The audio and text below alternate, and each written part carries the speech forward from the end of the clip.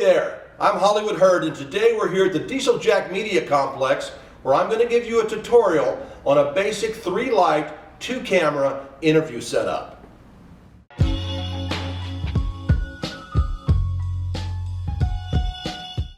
A few of the things you want to consider when you're choosing an indoor location to film is this.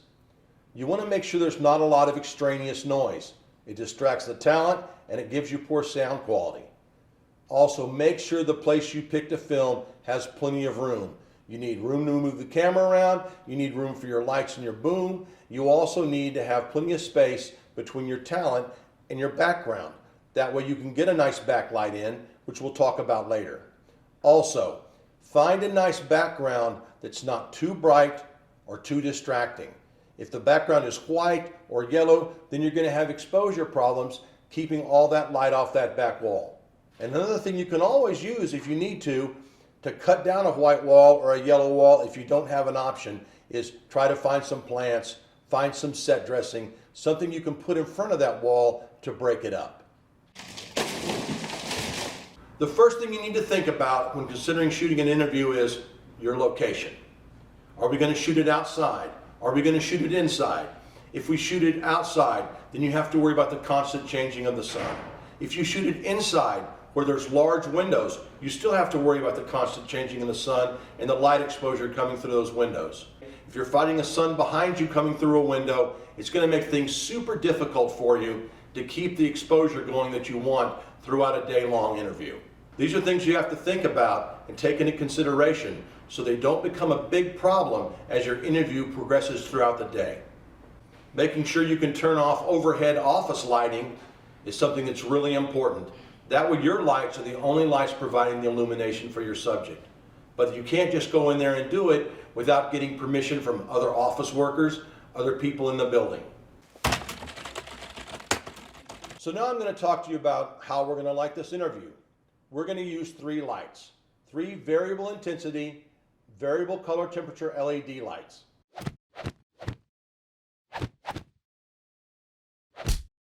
Here we are, and things are looking a little different, right? We've turned off all of our lights, and we're going to slowly start lighting the set. All that's lighting me right now is a bank of windows over here. It's an overcast day, so very soft light coming through those windows. So you can bring your lights on in any order you want. I'm a 1 light at a time guy. I like to bring a light on, see how it looks, and then add the other lights later on. So I'm going to add the backlight first, just to see what it does. Voila!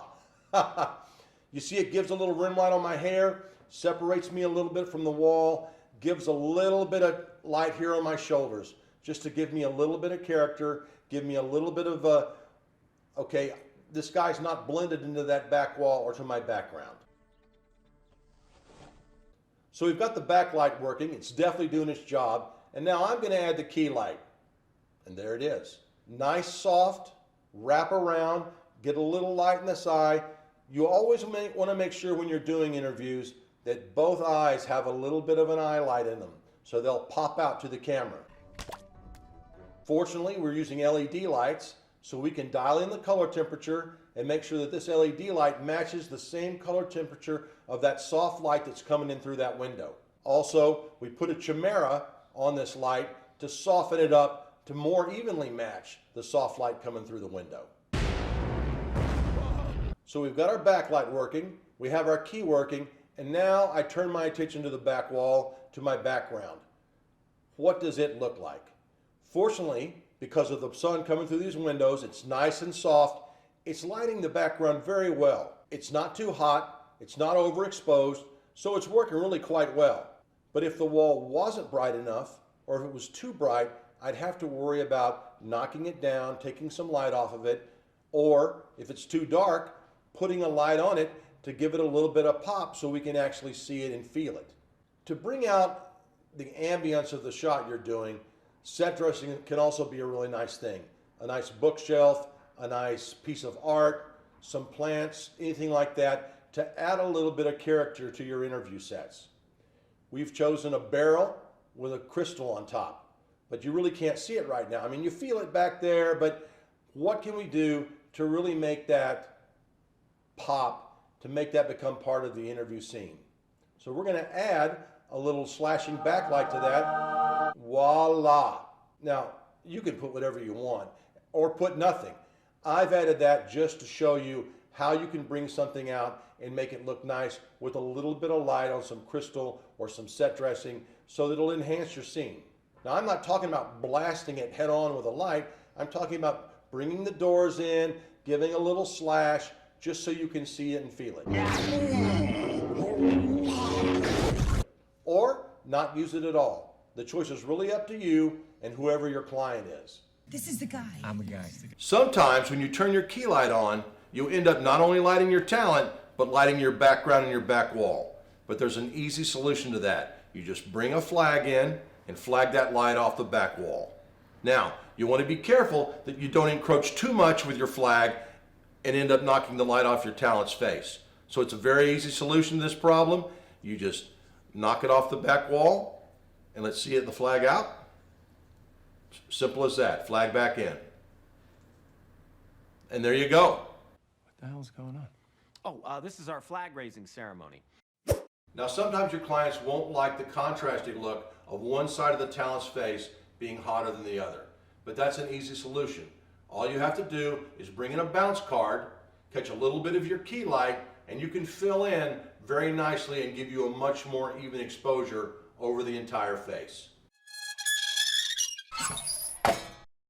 If the bounce card isn't enough, all you have to do is take your key light, move it over next to camera, refocus it on your talent, and as you can see, now the exposure is much more even and much flatter.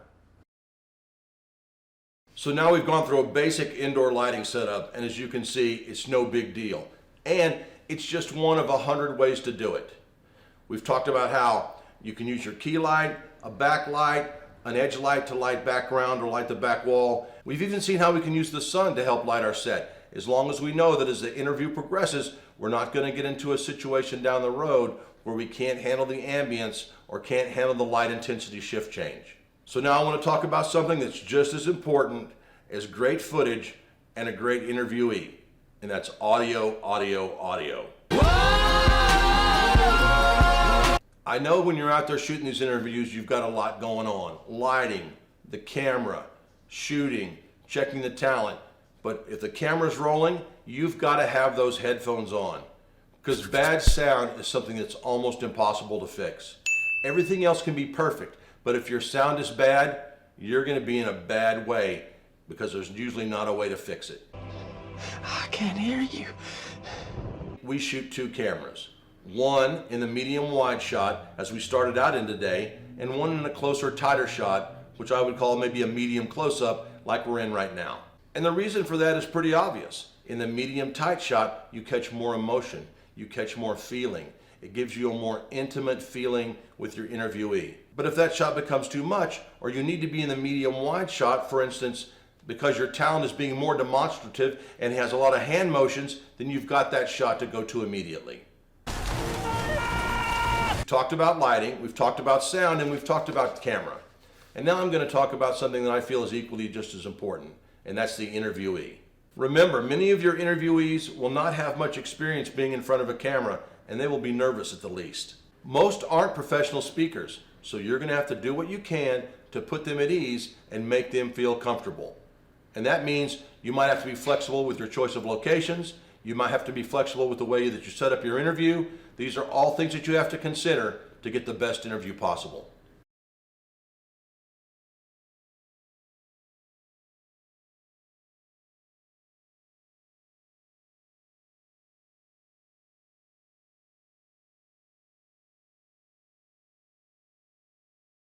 All right, there you have it.